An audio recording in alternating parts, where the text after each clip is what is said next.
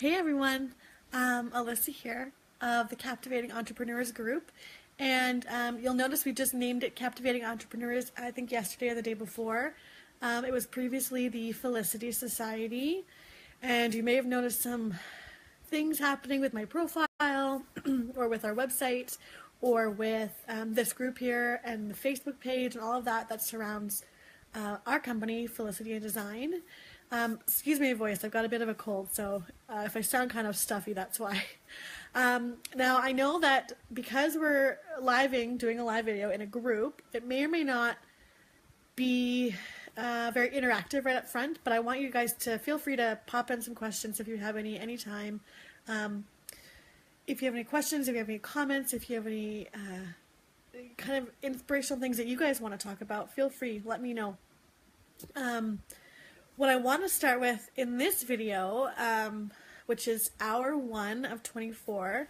Now, Kendrick Shope, who does sales school every year, I took her sales school, I think in 2016, is amazing, and she's amazing. Everything she teaches is so well thought out. She's got such immense experience with sales. And she just finished, I think it's literally like hour 23 or 24 of her own 24-hour marathon for coaching.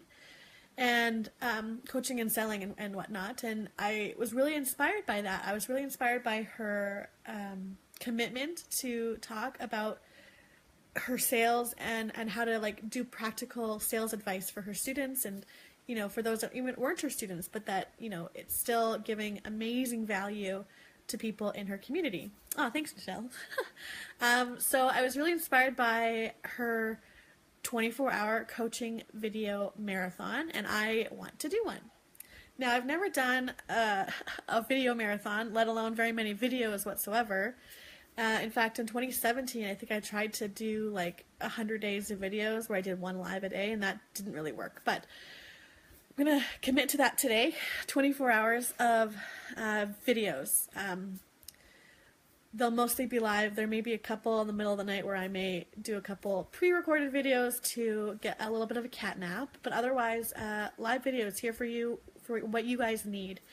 Now, I want to explain the blackout. What is the branding blackout? Why did we do it?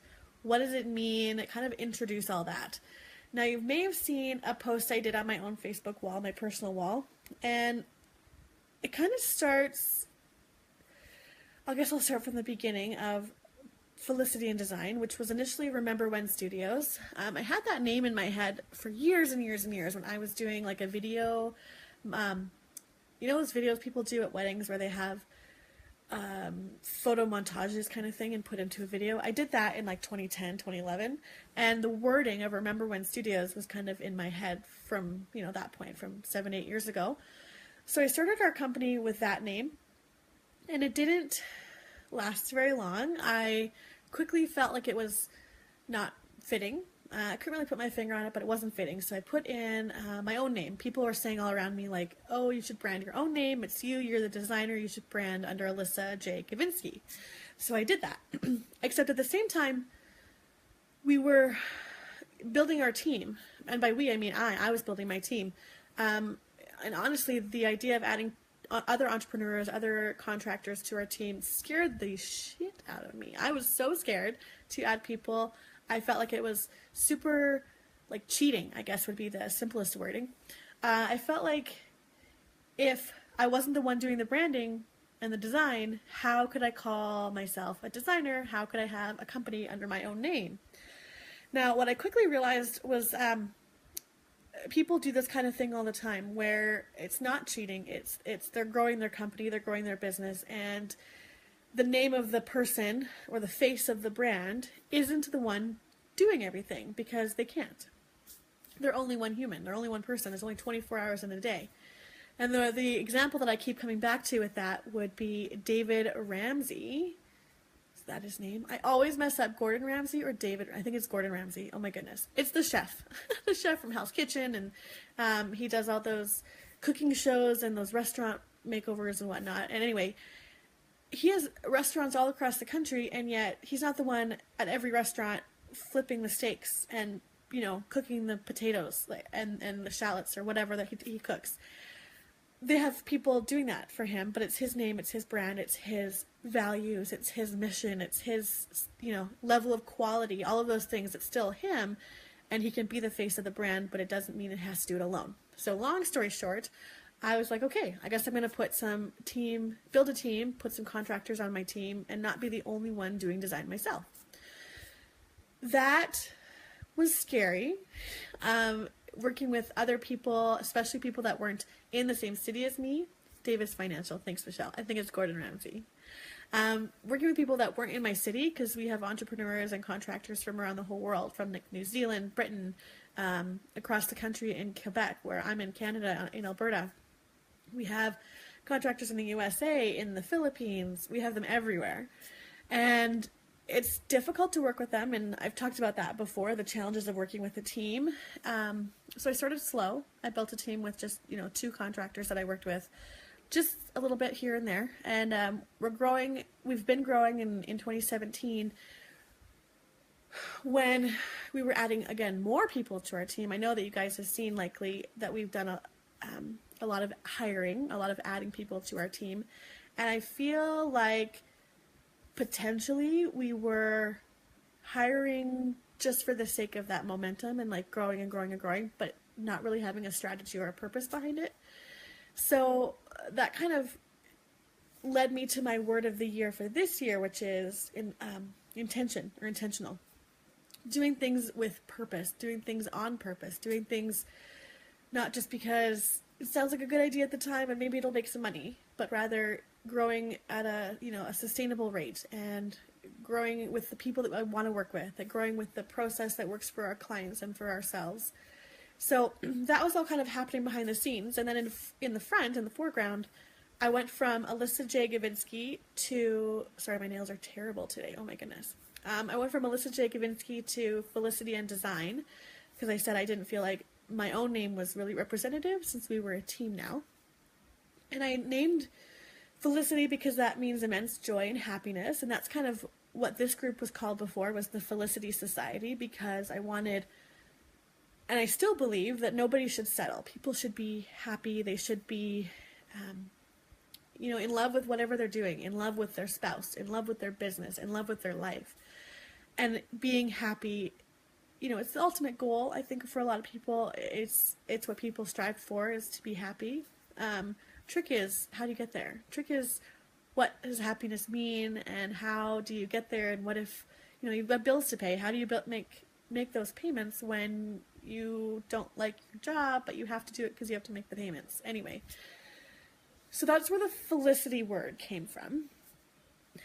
And I built a brand that was bright and colorful, and like our logo was literally all the colors of the rainbow, from purple to green and pink and red and orange and teal and black and yellow and white and all these colors. And it felt good at the time. I'm not saying that our brand felt wrong from the beginning.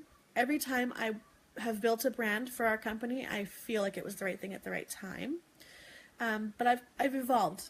I feel like I've changed, and I've realized that it's not just about being open and vulnerable and sharing my story, which was our tagline for F&D last year, which was vulnerability is magnetic. It's more than that. It's about why do you be vulnerable? Why is it important to share your story? Why is it so powerful? And I came to the conclusion at the end of 2017, it was like literally like this light switch went off, and I realized that the point of being vulnerable is to connect with people, to show other people that they're not alone in what they're doing, to make it so that you're not the only one handling whatever situation you're handling. And that really changed my perspective of life, of who I wanted to work with, of what I wanted to be doing. I wanted something to be meaningful. The things that I was doing, I wanted it to be purposeful, intentional, and meaningful. And so as I kind of evolved and grew over the 2017, last half of 2017, I realized the colorful, energetic, happy, bright, playful vibe, maybe,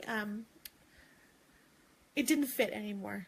And I felt like I was stuck. I felt like I was stuck in a rut, stuck in this brand that I had built, and I wasn't sure how to get out of it because I had built it. Like our name was Felicity and Design for 2 years, and I didn't know how to, could you change your brand after that long? Could you change a name after that long? Did I want to change the name? What's the purpose of our brand? Do I want to even do web design at all? I had all these questions in my brain and honestly on my shoulders. It felt very heavy.